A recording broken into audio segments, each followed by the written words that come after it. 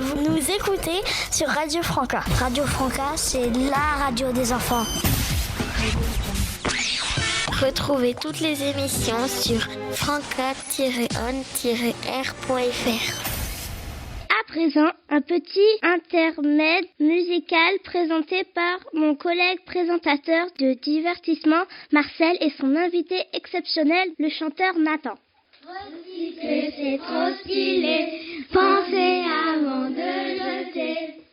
Et maintenant, mesdames, mesdemoiselles, messieurs, chers auditeurs, chères auditrices, voici en exclusivité mondiale le grand chanteur Nathan. Avec son nouveau titre, Le recyclage c'est cool, issu de son dernier album Vive le recyclage. Disponible dans les bacs dès la fin de l'émission, l'ensemble des bénéfices de la vente sera réservé à une association qui plante des arbres dans la zone déboissée en Amazonie. En l'achetant, vous ferez ainsi une bonne action pour la planète. Nathan, la parole est à vous. On vous écoute. Le recyclage, c'est cool. Le recyclage, c'est cool pour la nature. C'est trop bien, c'est trop bien.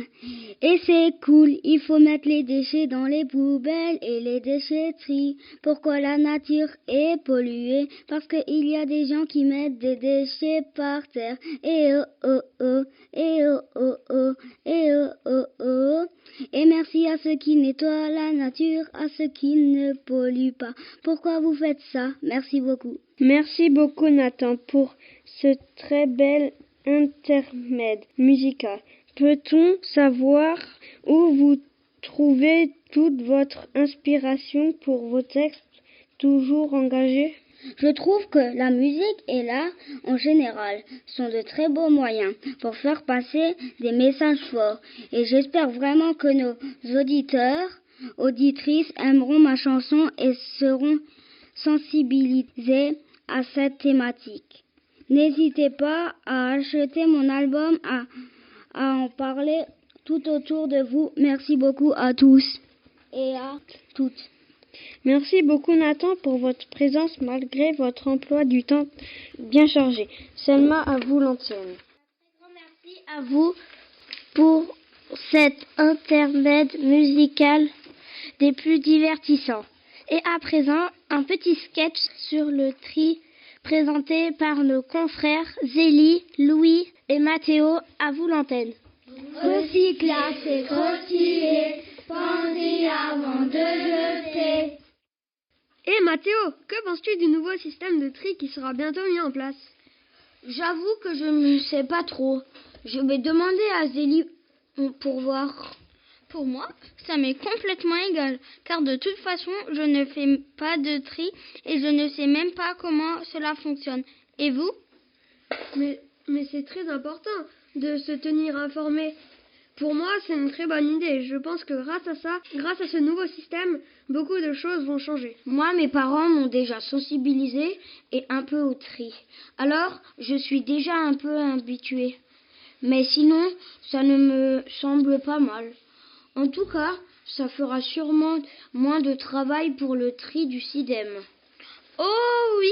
D'ailleurs, la classe de CMS CM2 de Rohrbach-le-Beach s'est récemment rendue au SIDEM. Nous y avons appris et observé plein de choses et bénéficié de nombreuses informations. Il s'agit là d'un parfait exemple de coopération transfrontalière entre la France et l'Allemagne.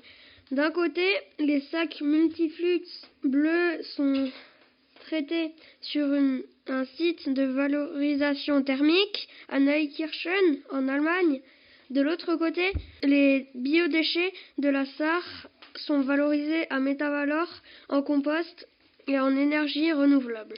Le site de Métavalor permet de découvrir la pesée des camions, leur arrivée au centre de tri multiflux et la station-service biométhane. Il y a aussi un jardin et une serre pédagogique dans laquelle nous avons reconnu et planté des semis de tournesol. Nous avons observé des bacs de plantation de fleurs, d'herbacées, de légumes qui s'épanouissent grâce au compost. nous avons observé dans la salle d'exposition les sculptures d'animaux en voie de disparition et des maquettes de villes du futur réalisées en matériaux recyclés, fabriqués par d'autres enfants. Nous avons terminé la visite par un jeu où il fallait replacer des déchets aimantés dans le bon sac. Cette visite avait vraiment l'air passionnante. Malgré une progression constante des tonnages de déchets recyclables depuis la mise en place de la collecte sélective en 2009, on constate néanmoins une mauvaise qualité de tri des sacs orange. Ils contiennent 50% d'erreurs de tri en représentant environ 11 000 tonnes de refus par an. C'est énorme. Et qu'est-ce qui va changer en vrai? Comment va-t-on diminuer ces erreurs de tri? Oui, bonne question Zélie.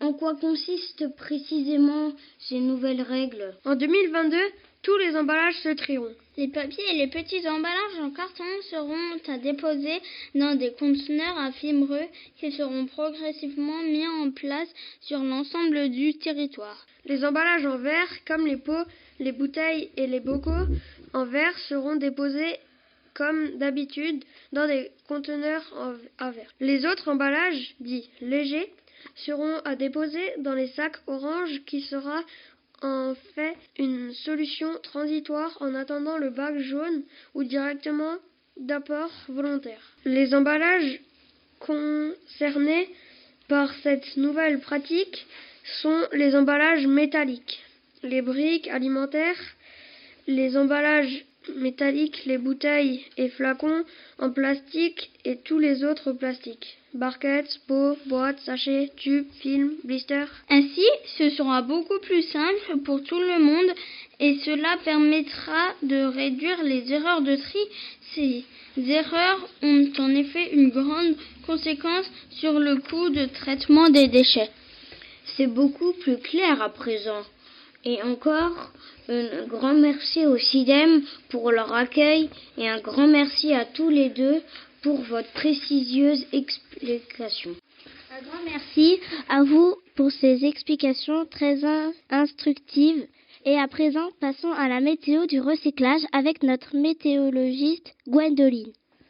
Recycler, c'est trop stylé, pensez avant de jeter. Bonjour, bien reçu Selma. Ici Gwendoline, votre présentateur météo préféré. En direct pour vous présenter la météo du recyclage.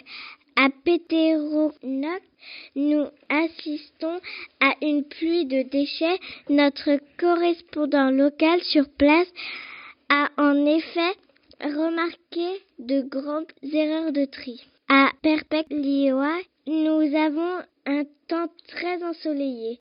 L'ensemble des habitants, y compris les enfants, trient très bien tous leurs déchets. Aucune erreur de tri n'a été effectuée. À Olivette, le temps est légèrement nuageux. Certains habitants étourdis ont en fait jeté leurs épluchures dans la poubelle orange. Flash info météo spécial. Attention, on nous signale la venue d'un ouragan très violent sur Bétac. Tous les sacs poubelles se sont déchirés et tous les déchets se retrouvent éparpillés dans toute la ville. Il va y avoir une avalanche de recyclage à effectuer sous peine d'avoir un avis de tempête de la part des défenseurs de l'environnement. Toutes nos pensées à notre soutien aux habitants. Espérons pour eux qu'il y aura bientôt une éclaircie heureuse avec le nouveau système de tri à venir. Le rangement sera plus facile pour eux. Merci beaucoup, chers éditeurs, chères éditrices, de m'avoir écouté pour le Flash Info spécial météo.